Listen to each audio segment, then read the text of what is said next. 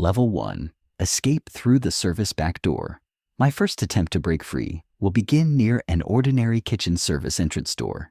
This simplest route requires only attentiveness and a well-timed moment for a decisive dash. The waiter leaves the heavy metal door wide open every Wednesday at exactly 5 o'clock in the evening. I will slip out of line unnoticed during the evening distribution of hot, juicy stew. I need to quickly cover just 30 feet of hallway to reach the desired exit outside. An old guard usually naps near the passage after his hearty budget lunch. I took a small sharp knife from the mess hall to cut through the thick plastic bread packaging. The rusty old lock on the door easily gives way after a few precise, forceful pushes. The kitchen garbage truck is parked right in front of the exit, completely blocking the view for everyone else. I will only need $50 in cash to quickly pay for bus fare. I will hide between the large gray bins until the bright sun has completely set. The loud noise of the washing machine will perfectly cover my quick footsteps on the wet tile. Climbing over the low wooden fence will be the easiest task in this initial plan. The main thing is not to attract unnecessary attention from the local delivery truck driver. I will immediately toss my bright orange prison jumpsuit into the nearest deep ditch. A pre-hidden regular civilian jacket awaits me near the old railroad tracks. I need to quickly run 2 miles to the nearest private garage on the outskirts of town. My longtime trusted friend is already waiting there in his used Ford pickup truck. This easy route requires no complex preparation or purchase of expensive professional equipment. A free life beyond the glowing lights of the megacity will begin in just a few short hours. Level completed. Before we jump into the next tier of the simulation, drop a subscribe so you never miss a new story. Thanks for being here and watching now. Let's get back to it. Level 2. Climbing over the courtyard fence. The second level will require much greater physical endurance and quick reflexes from me. A high fence with barbed wire surrounds our small exercise yard along the perimeter. The guard in the watchtower looks away for exactly 40 seconds during the patrol shift change. I will use a strong, thick rope with a heavy metal hook attached to the very end. I sewed this reliable rope from 5 sturdy bed sheets in my cell. I need to sprint 50 yards across open ground to the gray wall. Heavy canvas gloves will protect my palms from the sharp steel barbs at the top. The pull-up must be extremely fast and completely silent to avoid alerting nearby patrols. Landing on the soft grass from a height of 15 feet must be done correctly and properly absorbed. $100 in small bills sit in my inside pocket for initial expenses.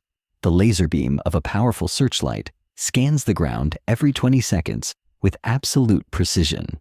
I will land directly into the dense bushes outside the prison's outer security perimeter. The siren shouldn't sound until I reach the shelter of the tree line. A hidden bicycle waits half a mile from the main guard towers, ready for me. Moving through the dense, dark woods will be the safest escape route in the evening. I must move strictly west toward the border of a quiet neighboring state. The K9 bloodhounds won't be able to pick up my scent across the fast-moving mountain river. Crossing the cold water will take about 10 minutes of my precious time cushion. This plan requires perfect calculation of every move during a short evening yard time.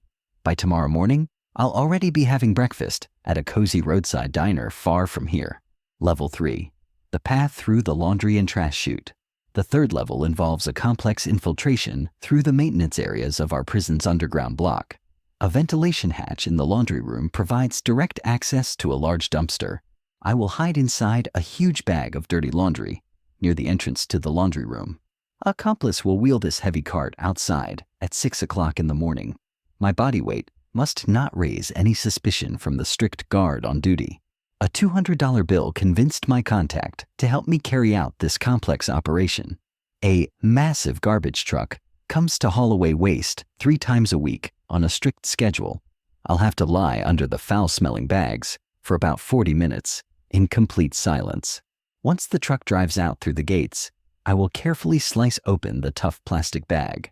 Dropping onto the asphalt while the truck is moving requires great caution and agility. 50 yards separate the trash unloading spot from a safe private wooded area. Prearranged civilian clothes lie in a waterproof bag hidden under a large rock. I will change out of my prison clothes and throw them into a deep ravine. A getaway car will be waiting for me on Highway 44 at 6:15. The driver will get $300 for a quick lift to the nearest major train hub. Police radios will only start broadcasting my description an hour after my absence is noticed. This head start will give me enough time to completely change my appearance and blend into the crowd. A purchased ticket for an intercity train is already tucked into my side pocket. Escaping through the laundry room requires nerves of steel and a total lack of fear. Soon I will be far away from this gloomy place, somewhere safe. Level 4. Infiltration through the ventilation shafts. The 4th level reveals a route through the narrow central ventilation system of our prison block. The ceiling in my cell has old grates that can be unscrewed using a homemade screwdriver. I spent 3 months fashioning this tool from a metal spoon. The space inside the air duct is a mere 18 inches wide for my body. I will have to crawl in total darkness for about 200 yards to reach the main fan. Soundproofing insulation on the shaft walls will help muffle any accidental movement noises. I must cut power to the main cooling fan by short-circuiting the wires. I will have only 2 minutes before the backup generator restores power. Squeezing between the motionless blades must be done lightning fast with zero hesitation. A 50-foot rope will help me rappel down from the roof of the administration building. Nighttime rain will cover my movement across the slick roof tiles from the eyes of the guards. $500 in cash is set aside to buy an old car from a local farmer. The guard in the tower is looking the other way due to a strong, gusty wind. I will land silently on the soft earth near the outer fence. Heavy-duty wire cutters will help me quickly snip an opening in the chain-link fence. Slipping away undetected across a dark field will be my top priority moving forward. A car waits on an old dirt road 2 miles from the prison. I will drive without headlights for the first 5 miles for safety. This complex route demanded mathematical precision and extreme physical flexibility. I will be crossing the border into a safe neighboring state right around daybreak. Level 5, document forgery and exit through the checkpoint. The 5th level demands a higher degree of disguise and forging fake documents. I acquired a prison electrician's uniform during maintenance work in the hallway. A fake inspector's ID was crafted from an old book cover and a photograph. I need to calmly walk through 3 security checkpoints manned by strict guards. A confident look and a toolbox will deflect any suspicion from the watchman. I memorized the name and ID number of the real technician who comes every Tuesday. $1,000 was needed to procure high-quality materials through a corrupt guard. The main gate opens at 9 in the morning for service vehicles exiting the premises. I will sign the visitor log under a false name, forging the signature of a real experienced inspector. My heart will be pounding furiously, but my face must remain completely calm. 2 guards will check my trunk only cursorily in their rush before lunch break. The automatic gates will slowly rise, opening the coveted path to long-awaited freedom. I will walk through the main pedestrian gate like an ordinary worker finishing his shift.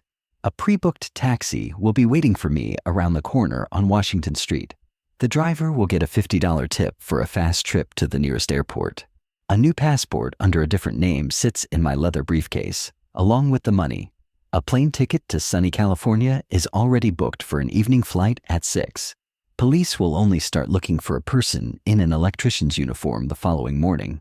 This psychological plan will succeed thanks to my cold nerve and meticulous long-term planning.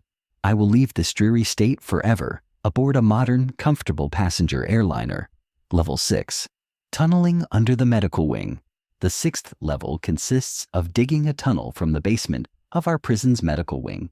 I gained access to the basement thanks to my job as an orderly on the evening shift. An heavy old shovel was hidden behind wooden wall panels 2 months ago. The tunnel needs to be at least 40 feet long to reach past the perimeter. I dig out 2 cubic feet of dirt every night and hide it away. Dirt is carried out in my robe pockets and scattered across the prison recreation yard. Homemade wooden shoring prevents the wet, heavy soil from suddenly caving in while digging. I will need to tunnel beneath 2 concrete foundations supporting razor wire fences. A flashlight with spare batteries illuminates my narrow workspace underground. The damp smell and lack of oxygen make breathing difficult during hours of grueling labor. $2,000 are hidden in a secure spot to fund my continuous concealment. The tunnel exit is planned inside dense thickets near the outer security trench. I calculated the trajectory to bypass high-voltage underground power lines. The final push will take place on the darkest night of the current calendar month. Rainwater will quickly wash away all traces of my emergence onto the surface. I will have to crawl the last 5 yards through a narrow underground squeeze. A sedan will be waiting at a nearby gas station 1 mile away. I will swap my filthy clothes for a fresh suit and toss all the tools. This exhausting underground work demanded superhuman patience and daily backbreaking effort. Freedom awaits me right on the other side of this long, hand-dug tunnel. Level 7. Escaping during a mass riot. The 7th level relies on leveraging the mass chaos during an orchestrated prison riot. We planned a riot in the mess hall during lunch with military precision. Hundreds of inmates will simultaneously start smashing furniture and demanding to speak with management. A fire in Block B will draw away most of the SWAT response and tower guards. I will use this moment to slip into the alarm control room. Disabling the main breaker panel will cut power to all electronic locks in the housing unit. Pepper spray and a key to the emergency exit were traded for cigarettes. I need to make it through the 3rd floor corridor while smoke completely fills the space. Changing into a guard uniform will happen in the armory during the breach. The chaos of 3,000 inmates will let me blend seamlessly into a tactical SWAT unit. I will walk out through the medical triage point alongside injured correctional officers. An ambulance will serve as my free ride off the prison grounds. I'll jump out of the vehicle at the very first red light in downtown. $5,000 in cash is set aside to live comfortably in another region. Sirens will echo throughout the county, but I'll already be miles away. A pre-rented apartment waits for me at 15 Main Street. Changing my appearance with hair dye and glasses will be the first step. Cops will be hunting for a rioter in an orange jumpsuit, not an ordinary, quiet pedestrian. This high-stakes plan was risky, but the mass hysteria handed me the perfect opening. Starting today, I begin a completely new life under a fresh, assumed identity. Level 8. The path through the flooded sewers.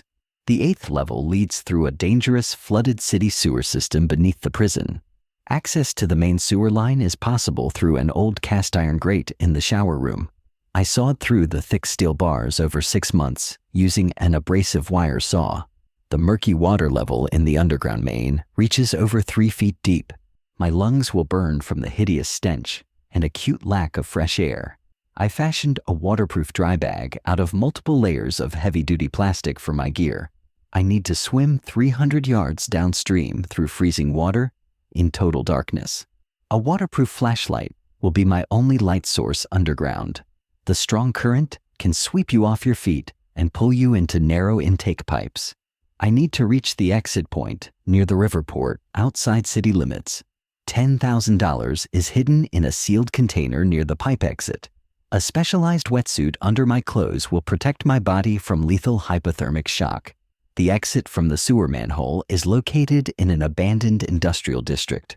A motorboat will be waiting for me at Pier 7 at 2 in the morning. The vessel's captain will be paid to transport me quickly into neutral international waters. Prison guards will search for me on land, unaware of the aquatic escape route. Search dogs will lose my scent immediately at the shower room drain. This plan required superhuman physical endurance and overcoming pure revulsion. The cold sewer water will wash away the last memory of my long incarceration here. I will greet the next sunrise on the open ocean aboard a safe boat. Level 9. Aerial escape by helicopter. The 9th level is a high-efficiency, high-tech operation involving private air transport. My accomplice on the outside chartered a light civilian helicopter under the guise of a sightseeing tour. The extraction is set to happen from the main building roof during daytime yard time. I will deploy a homemade smoke flare to signal my exact landing mark. A rope ladder will be dropped by the pilot directly into my hands from above. I will have a mere 30 seconds before guards open fire. A body armor vest under my clothes will shield me from potential gunfire.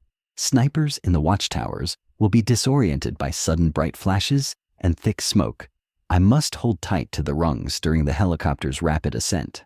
Setting up this extraordinarily complex and risky operation cost $50,000. The helicopter will swiftly gain altitude and head toward the nearby mountain range. Dedicated radio jammers will scramble communication between prison guards and state police. We will land at a private airstrip 50 miles away from the escape site. A high-speed private jet will already be sitting on the runway with engines idling. A foreign passport and fresh identity papers are laid out in the aircraft cabin. We will climb to 30,000 feet and cross the international border. Prison administration will be in utter shock over such a brazen and calculated breakout. This plan required massive financial investment and surgical precision from everyone involved. No wall or high fence can hold me underground anymore. Now the whole world is open to me and my long-sought freedom. Level 10, Decades of Calculation and the Cell Wall. The 10th level is a legendary plan that claimed nearly 2 decades of my life. A small rock hammer became my sole and primary tool for freedom. I bought this tool through a prison supplier for a very modest fee. My cell wall is made of soft limestone that crumbles with relative ease. A large poster of a gorgeous movie actress covered my hole from prying eyes. I chipped away at the limestone, crumb by crumb, every single day for 19 long, grueling years. I quietly carried out the excavated stone in my pockets and scattered it during yard walks. Squeezing through this narrow tunnel in the wall required incredible patience and agility. The shaft led me to a thick cast iron pipe belonging to the prison's main sewage line. I broke through the heavy metal of the pipe using my small hammer and a rock. 500 yards of filth and stench inside the pipe were my final trial. I crawled through the most horrific waste to finally emerge into long-awaited liberty. Heavy rain washed over my body as I crawled out near the riverbank. I ran 3 miles in filthy clothes to the nearest small town. Pre-established bank funds are waiting for me under a new assumed name.